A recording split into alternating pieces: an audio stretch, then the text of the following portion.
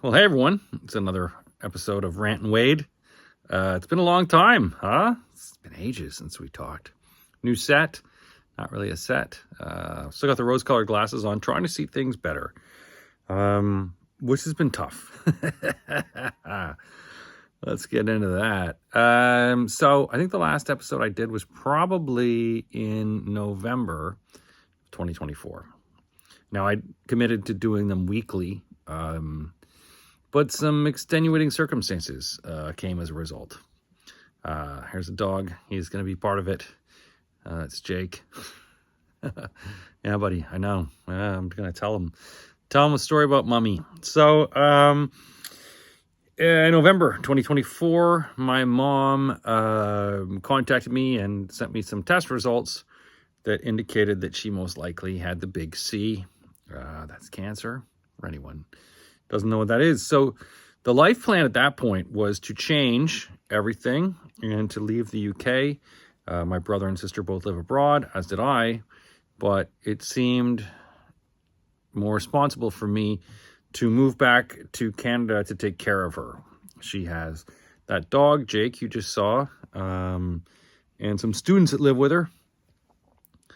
So the idea was I would come and take care of her for the cancer, the diagnosis and everything. We didn't have the full diagnosis yet at that point in November. But my plan was done. You know, like when your family's in trouble, you rush back, you take care of it. You know, I can upheave my life, sort of a digital nomad, I guess, in certain ways, but I could abridge my London life to come back at least for a year to see what happens, with the goal being she kicks its ass. You know, she's only 80, which still, it seems old, but it's not that old these days, particularly in terms of cancer. So that was a plan. My brother and my sister and I all agreed that I would, come back and then do that.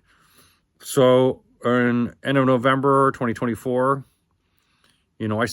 she gave me the first bit of test results, and I was like, oh, this is not great. I created an LLM to process these results and sort of give me an AI interpretation of it, and it wasn't good. But again, who knows? I came back, and she was on oxygen when I came back the first day. Weird, when you hear that pumping through, there's a seriousness, there's a real tempo to an oxygen machine, artificially filling her, and she didn't look good. Did not look good at all. But we tried to make it normal. The first night I was there, her oxygen, I figured I could make multiple oxygen tracks around, like almost like Hot Wheels kind of stuff, where she could come and watch movies downstairs, which she loved to do, watch movies, and do that. The next day, we watched movies the first night. Yeah, great. It was awesome. But I was still concerned about this oxygen thing. And so the next day, she just didn't have as much energy. It was even tougher. And even tougher was no diagnosis yet. Like, Canadian healthcare, suck you, but there was no diagnosis. Like, we think she has cancer. It's like, well, everyone else knows it. And then she went downhill. So I would sleep beside her every night on the couch because she didn't have the energy to get upstairs. And then, as it turns out, my siblings were like, well, just watch her, see, you probably have to take her to the hospital. And I took her for some tests, but she was just getting weaker. Like, this is my mom who, 8 months earlier, was doing 10K a day, doing chair yoga, doing all these things. And she had felt a pain in her shoulder, and the doctor's like, well, it's most likely arthritis. I don't know, that's her voice, but anyway, as it sort of went on, I decided to take her to the hospital. I contacted a friend of mine, Jen, who's a nurse. Maybe that's not her real name. But she was so awesome. And we decided that they would get in and take her into the emergency ward in Kitchener here. And as a result of which, they basically said that she had some problems in her lungs, that if she hadn't addressed them right away, she would have been dead by the weekend. I slept for 2 nights on the emergency room floor beside my mom. Hellish. Even more so was the doctors coming in and eventually telling her that she had cancer and lots of it all over the place.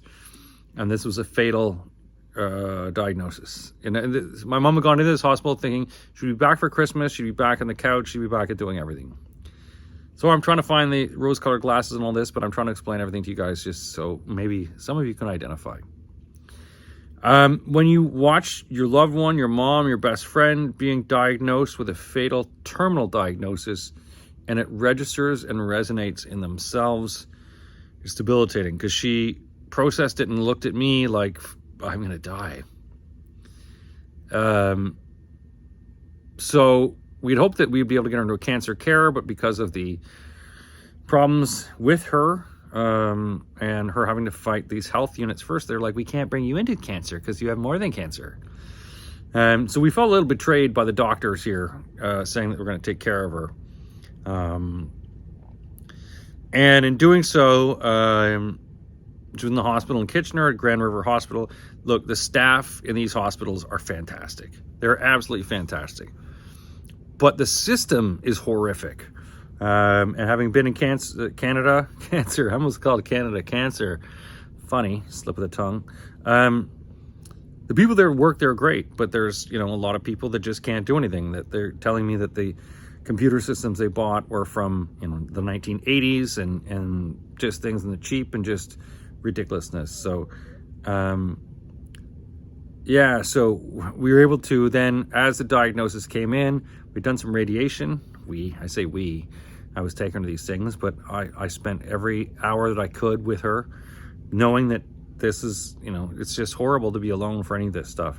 I would sleep on the floor, but my siblings wouldn't let me because you gotta get some rest. I'm like, I don't need rest. I literally don't need rest. I just need to be beside my mom every day, every waking hour. So as it turned out, the cancer was everywhere. It was shoulder, it was chest, it was leg, it was brain. And you're like, wow, how the hell? I mean, most countries in the world, they do scans for people. In the UK, we do scans to make sure you don't have cancer so that it's not a tax on the system, but also that people know. So the diagnosis then became more terminal to 3 to 4 months. So I flew back and forth to England because the plan was to bring my dog over. And so we were able to get her into this Waterloo hospice, which it was like 10 rooms, but the people were just the most amazing people. It was like a 5-star hotel. And my mom got comfortable there. It had like a patio and all of these things. It was just like, she got her routine in. She was back watching her TV, and we knew it's like, okay, we're going to fight this, but I'm still going to come back, bring my dog over, take care of everything. So I was able to go back, get my dog Dolly, and arrange a flight with Air Canada on Christmas Day. Figured, it's empty, and my dog's a free-willed dog, Dolly, very free-willed. She doesn't like a leash, doesn't like anything. So I had to train this dog to be in a carrier box, a 14-and-a-half-year-old dog, how to be in a carrier box in about 48 hours. Was not going well, She kept popping her head up, and I was sending some pictures to friends that are pilots. They're like, there's no way she's going in. They're going to force her into the cab, like underneath. And you don't want that for a dog like that because she's probably going to die. The vet's like, if she goes underneath, probably die. And I was like, oh, man.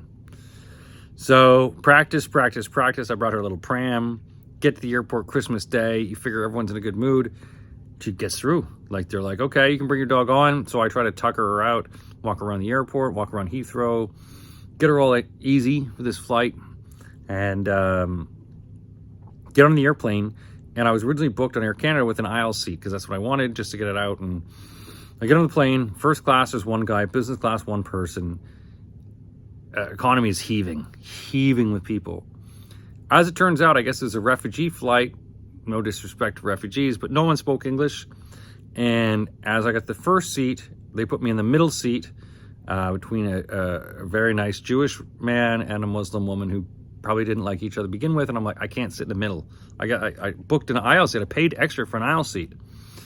Okay, so they put me the next aisle seat, which was with a nice Nigerian family and their 3-year-old toddler who insisted on grabbing the dog. And I was like, I can't even do, come on, man, come on. sorry, we can't move you up to business or first because I'll lose my job. I'm like, you're going to lose your job on Christmas Day? Like, literally, this is so stupid. So they moved me to the next seat. This is the last seat we can put you in. And it was an aisle seat, but it was next with a group of people from Africa. Again, it was a refugee flight, but it was a 10-year-old boy beside me who was insistent on taking and touching the dog. I was like, no. And throughout the flight, it was very contentious. All I asked, so the child kept trying to kick the dog, which I said, please don't kick it. I didn't mention, by the way, there was a lot of Muslims on the flight who did not like the fact that my dog was with it, so they spit on her and spit on me going back to the seat. And I'm an immigrant, and I'm just like, man, I don't think you guys are going to do well here. So I get the dog back. The child keeps trying to kick it, trying to do everything. Even when I blocked it down, he would try to reach down and kick and hit her. And I finally said something to the dad, and I was like, come on, man, control your kid. Don't you tell me how to control my kid. So it ended up with me and this guy grabbing each other and ready to throw down. At this point, the staff comes back. I'm like, look, you guys should move me. They're like, there's no room. I'll get fired on Christmas. I'm like, you have one guy in business, one guy. And they're like, no. So an 8-hour flight of this, every 15 minutes, I would just check on the dog. I would take her back to the bathroom. I would get spit on as I walked back to the bathroom, take this dog, try to get her to pee on a pee mat, wash her down to keep her cool. She's looking at me like, what the hell what is this? This is the worst trip ever. And it was the worst trip ever. The staff eventually felt very bad because a bunch of other young boys, Muslim boys who also on the heat of their mother decided to throw their bread at me and the dog. Christmas Day, oh, Christmas Day. I'm like, did I choose the wrong flight? What's going on? The staff at Air Canada at this point decided they'd had enough, and they just refused to come back to economy, and they spent their time talking to the guy in first class, closed the curtains. They did say, we feel really bad about this, and they gave me one of those first class bags that you get, and then offered me a glass of champagne. And I was like, I really love a seat. Can't do that. I'm like, literally, you just giving away this crap. You can't give me one of those seats. So anyway, that was part of it. Get back at this point, and my mother not doing well. She actually worsened. In the time I had gone, my brother warned me, it's like, Mom's gotten worse. Now, at this point, we had thought 3 months. I thought she was going to live to at least March or April. It became quite evident when I got back to her on the 26th. Ooh, things are bad. Like, things have gotten really bad. And prior to this, at the hospice, she was like considered to be the number one person at the hospice. Number one in terms of personality, but number one in terms of health. Because in the time that I'd been there, I'd seen a lot of people pass, dealt with their families. A hospice is a wonderful but horrible place. And the people that work there are angels that deal with so much and are so caring. This Waterloo Hospice, if you can donate to them, please do. Just so amazing. So the 26th, my mom, almost in the comfort that I brought the dog back, we celebrated Christmas dinner that night because I'd been away on Christmas Day, obviously, on the flight from hell. And then we had like this little Christmas dinner. So then it was weird. I'm not going to get into all the spiritual shit that happened because there was a lot of connections. The room was haunted, as it would be. Phones would ring that were not connected to outlines. TVs would turn on with no warning. Things would just turn on. You're like, what the hell? There's no electrical problems. It was a brand new place. It was just spirits.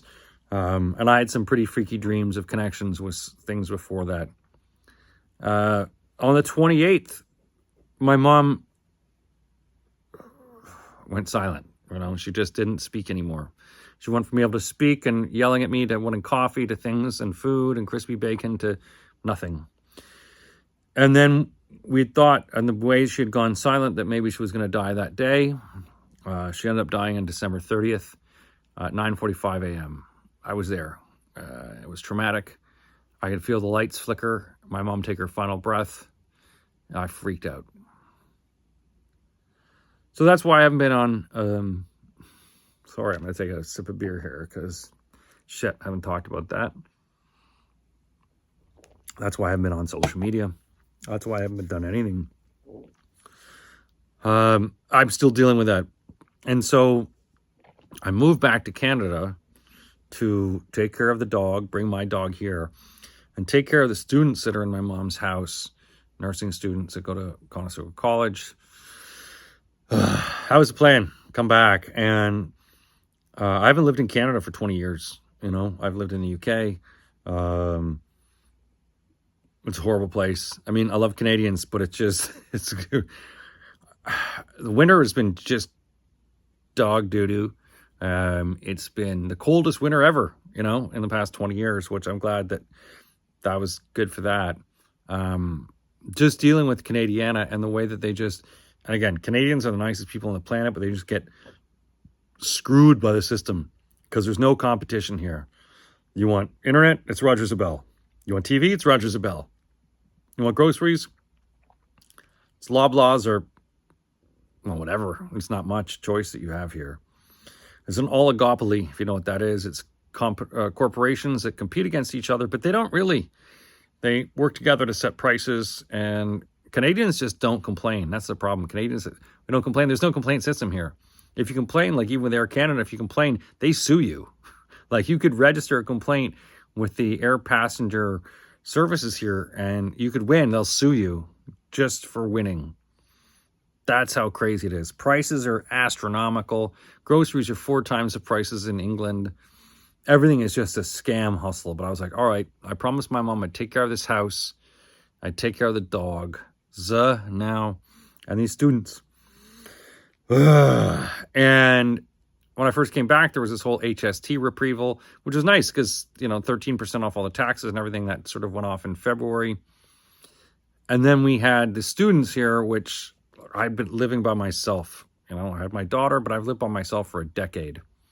So I had to adjust to living with girls, right? And making sure that they were okay with their school and they were facilitated. But also just me trying to deal with myself. The death to my mom was sudden and shocking. And my brother and sister sort of skedaddled back to Asia. And I had to deal with the aftermath of her legacy and everything that was fastidiously put together by my mom. Her house, every touch, every trinket, every nuance spoke of her and talked and touched of her. And it just killed me on a daily basis to see it, to find something that had her handwriting in it. Just the shock of just losing her so quick. I'm still dealing with it. But I promised I would take care of this and take care of the students and do all of these things. And being back in Canada is just so, I left for a reason. I left because the weather sucked and the country is screwed. And it still feels that way. Sorry, I shouldn't yawn. Maybe I'm stifling a cry. I don't know if I am, but I'm just tired and fatigued with this whole country. This is why I yawn.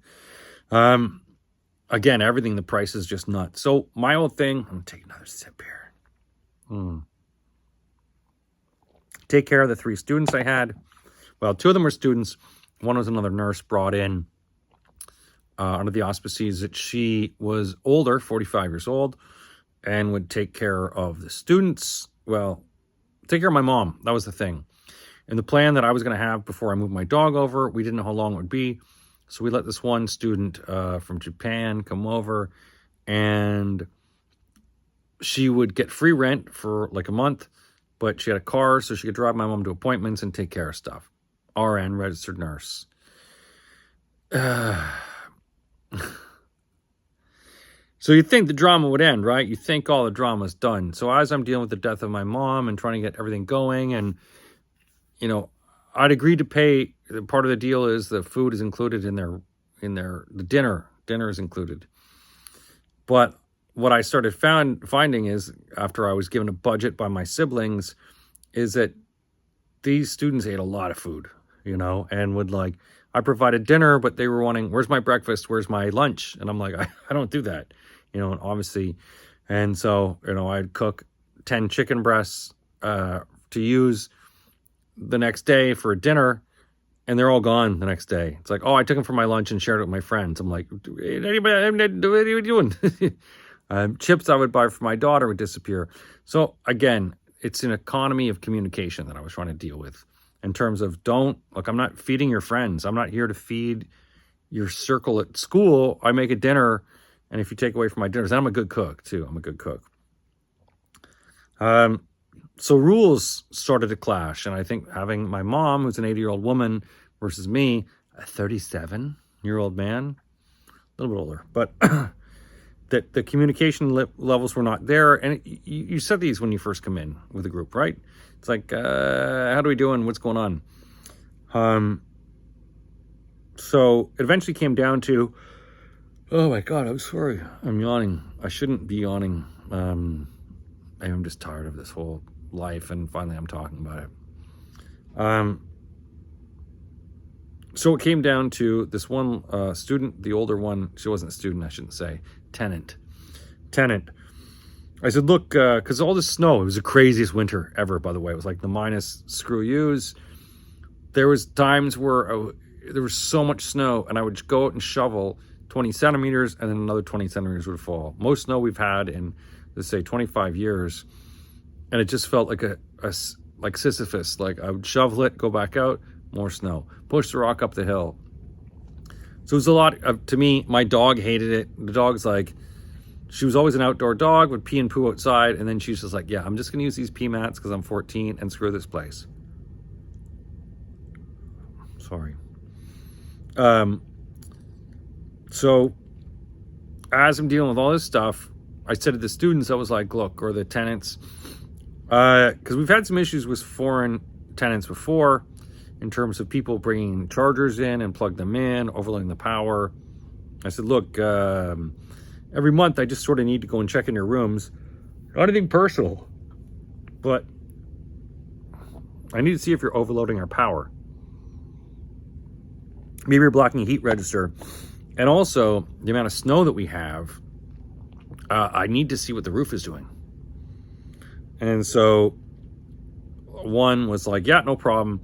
Two of them were like, yeah, that's my freedom. And I was like, well, no, actually, like we didn't charge you a damage deposit. And my mom used to sneak into rooms anyway. I literally just need to go in and just see if there's a fire hazard, because if something happens and everyone dies, and it's like, why didn't you check it? It's like, oh, the insurance won't pay. So one of them, the older tenant, said no and wanted to start a rebellion. I was like, I don't understand why this is like your hill to die on. I'm just want to do this. A bit nutty. I mean, sometimes when you judge people in intelligence, and this one did not have it, or just had a troubled past. Anyway. So she was due to leave. April decided she wanted to leave earlier. Gave me less than 2 weeks notice. We'd always said, give us 2 weeks notice. Gave us less than 2 weeks. Fine. Don't care. I'm not here for drama. It was just drama every time. Everything was dramatic. Everything was like, I don't care. I cook food. I just miss my mom. And I didn't sign up for this garbage.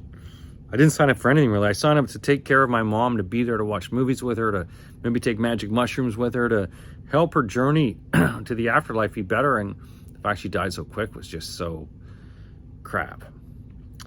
So this older Japanese girl is going to leave, and then she sent a WhatsApp message. I'm going to take the other girl with me, and I'm going to take your dog, like your family dog, Jake, the one you just saw, because he loves me the best. He's only known her for 6 weeks, and we've had students. He's a 14-year-old dog, and that's the best for him. I was like, okay, yeah, that's very presumptuous and emotionally charged. One, it's up to that girl if she wants to go, but I promised I'd take care of her. Two, you're not taking the dog. So, see ya. The other girl decided not to go with her because she seemed a bit off. And so that set this girl off. There was betrayal, there was anger, and obviously it became to me, oh, she's got mental health issues. Okay, good to know this now. Damn it, I just want to deal with my mom's death. So decides to drive home drunk one night here. It's like 5 days before she was leaving. It's wasted. Just, sorry, I'm sorry. Has a beer and like bottle of whiskey. I'm like, damn, I don't need this, man. I don't need this crap. Apologizing to me, saying how she's going to hurt the other girl, how, you know, she betrayed her and she would kill her. And I'm like, okay, that's kind of messy. Started vomiting all over the place. And I was like, man, this is not good. Another student comes down, another student to help out. And then I was like, go to bed, deal with stuff. She came back downstairs after we thought we put her to bed to go and grab a knife from the dishwasher because I guess she was like, I'll just kill you both and kill myself. The drama. So I was like, well, that's just screwed. No, I've studied a bit of Krav Maga in the past, and we did knife displacement. So a 90-pound drunk Japanese girl against me was not going to be a good choice on her part. Didn't get to that. The other girl disarmed her, and then we had to say, look, you should probably go. Huh? She's like, okay, I'll go. So, and then would just contact me relentlessly about things afterwards. Every day.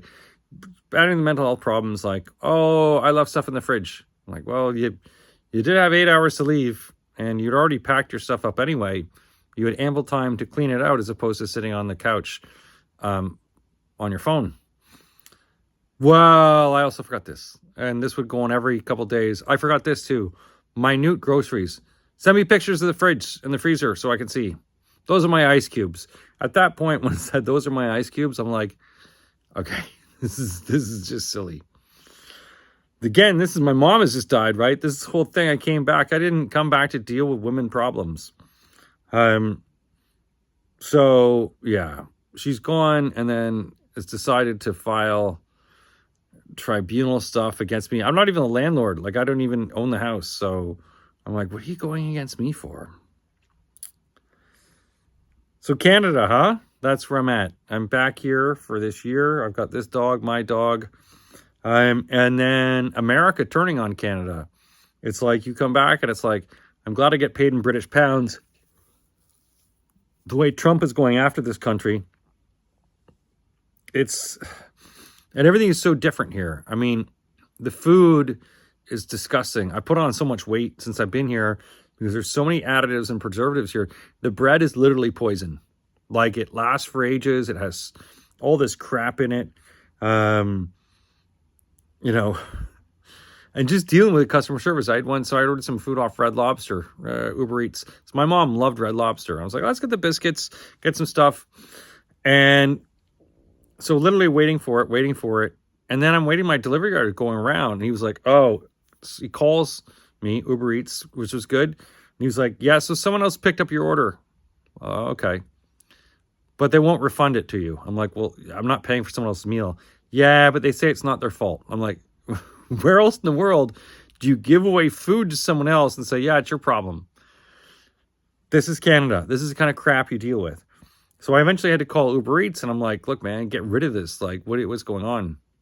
The same thing with Rogers. Like, my mom had two TV boxes here, and I was like, it was $285 a month with that and a landline. I'm like, I've had a landline since the 90s.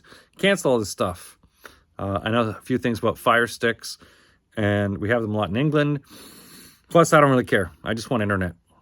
It took me 12 and a half hours to finally cancel, and they just give you the runaround. They put you on hold. And there's this war of attrition with Rogers that they just hope you give up. And I'm like, nope, I record every phone call. And they asked me to return the TV boxes.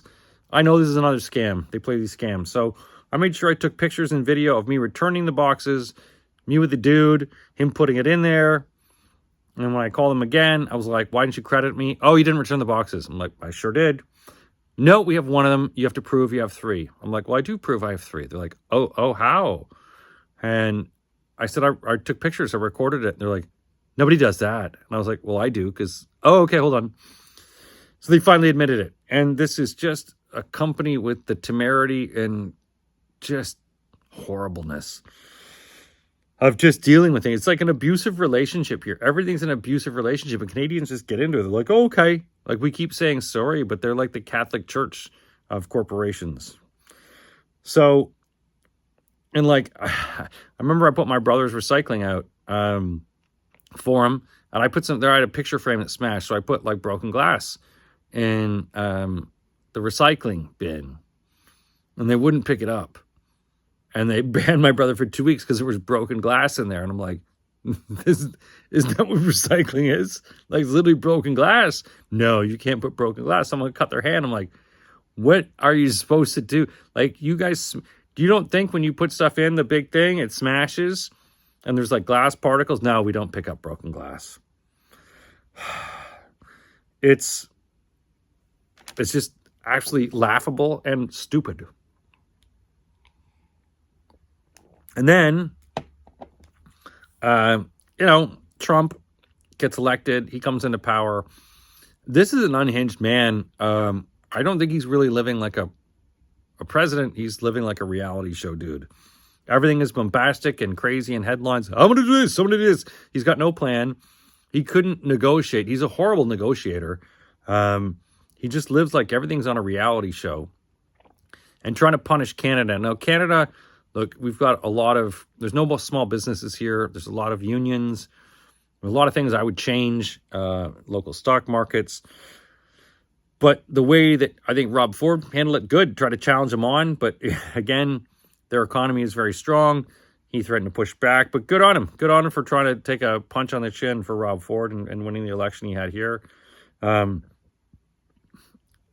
think there's a lot of things, Trudeau's gone. A lot of things we as Canadians need to do at this point. First off, give us back our guns. Trudeau and everyone took away the guns of everyone. And if America wants to make us the 51st state, give us back our guns. Because if they do decide to invade or come in, it's going to be a lot harder if a lot of us have shotguns and things. It's a guerrilla warfare. I don't think it would happen like that. He's being this way. Their military is stretched. I think they would feel really bad about trying to attack us. But at the same time, let's be prepared for it. Like, let's be prepared just in case America does do that. To that point, if we want to screw things up, let China have a base here. See what that does to America. We cozy up with China and we say to China, hey, let's do mutual military training. You guys sit up here. You have a base somewhere in Alberta. We'll do some mutual Air Force training. You guys give us some weapons. How quickly do you think America would respond to that? We're big brothers and little brothers to them. But if they want to play this way, yeah, why not? Why don't we sign up with other people? Why don't we let other companies, that's what it is now. It's all companies. He doesn't care. Americans don't even realize what he's doing to them. We love Americans. I love Americans. I got so many American friends. You get down there, they're lovely people. I don't like their corporations, and we should ban a lot of their corporations. I mean, even things like, Molson Canadian is owned by Americans. I say to Canadians, just don't go to places. Don't go to Tim Hortons. It's owned by Americans, Brazilians. Don't go to McDonald's. Don't go to Burger King. Go to Canadian businesses. Help Canadians out. And trying to support smaller businesses of Canada. There are no small businesses here because of the unions' proliferation. As I say, everything's chains here, which I haven't seen this many chains since slavery. And that's sort of the way it is. But it feels like Trump is running things like a sitcom or a reality show. And the only way to beat this guy, and we've always seen it, make fun of him. The Canadian television industry is abhorred here. The Prime Minister, or whoever this person is, should allow the arts to have huge funding. We need to make Canadian TV again. We need to make Canadian radio. We need to make Canadian satire. We need to poke fun of Trump. When Alec Baldwin was making fun of him, he got really upset. When you make fun of his tiny hands and small penis, he gets really upset. We need to do that. We need to start poking fun at him to the point that he gets really pissed off. Fuck him. Sorry. Fluck him. I said fluck. I said fluck, right? Flock of seagulls. So it's just, when you say buy American, I spell it B-Y-E. Like, buy. We don't want to go to America. And as much as I love America and the people, the way that they've allowed this guy to come in, he knows he's got a 3-year mandate now left. And he's probably going to try to push for more or get his sons in or do something to democracy. But I've just come back to here and it just feels end of the world kind of mentality. It just feels absolutely horrible. Damn, did I mention my mom just died? I've got the rose-colored glasses on. I haven't felt that rosy in a while. Not going to lie. This feels more like a dour hour of pain. But I'm glad I can talk about this and get it out again. And I know no one's listening. But there is that sort of, I need to reset myself again. I need to figure out what's going on because the world is switched on its head. And I still haven't figured out how to deal with her death. And also the situation I'm in. I'm delusional enough that I still think she's going to walk through the door and go, I'm sorry, baby, I was late. And there are dreams that I have like that. I know that I'll probably need therapy, but like any white man, just tuck all this stuff down. Tuck it all down. I will find books around the house that my dad had, written in and dog-eared and made notes in. Every trip around here of the house is a nostalgic pain in just a stab every time. But I've become less desensitized to it. I'm starting to feel it a bit more, but it's rough. And now with all this crap going on and just dealing with these companies that are the worst companies on the planet. Like Canadians get so screwed with these people and it's like you feel and you figure that you've just done and dusted this horrendous experience of horrible Canadian healthcare, cancer, the big C, and just everyone else who's just like, they smile, have a nice day. I'm like, you don't smile when you're screwing me. They reward you with points when the main motivator for people here is the lottery. My God, your economy is horrible and your country is horrible when your survival plan for people is you could win the lottery. Yeah, I've seen The Island. I've seen other shows like this. I've seen things where it's like there's no hope because there's no opportunity. So I'm going to try to make the most of everything. Clears his throat, making the poignant piece at the end. I don't know what's going to happen, folks. I love talking. This is long overdue, as I said, me talking about this stuff. Worst winter, worst year. I do feel positive in certain ways because I do want to regrow from here. But I'm not going to lie, it's been absolutely atrocious. And I wouldn't wish it on anyone. I know a lot of people go through horrible things in life. And we all deal with it, internalize it, externalize it in certain ways. I've tried to be strong. The weight of the world, Atlas, gets a little too heavy sometimes. So we got to stretch, breathe it out. I'm trying to find my happy fun bags. There they are. But until then, I'm going to keep doing better. I hope you're doing better too. I put the rose-colored glasses on. Maybe they've helped. Probably not with a ring light. I seem to be working out things like that. But I really hope, and I just throw love out to the world. Throw love to the universe. Just splitter splatter of spoogy love to everyone. Get it on you. Rub it in your face. That's probably dirty. Feel good. Feel better. I'm going to feel better. I'm going to keep doing these podcasts. I can't believe I've talked almost 40 minutes just about myself, and I haven't even gotten to half the subjects on my little tablet here. Yeah, I know everyone's hurting. I'm hurting, but I'm going to persevere, and this is going to work somehow. I love you all, even if I've never met you. Love is just something we got to share. I'm sharing with you because I'm not feeling the love, but I will soon. Much love to everyone, and thanks for listening.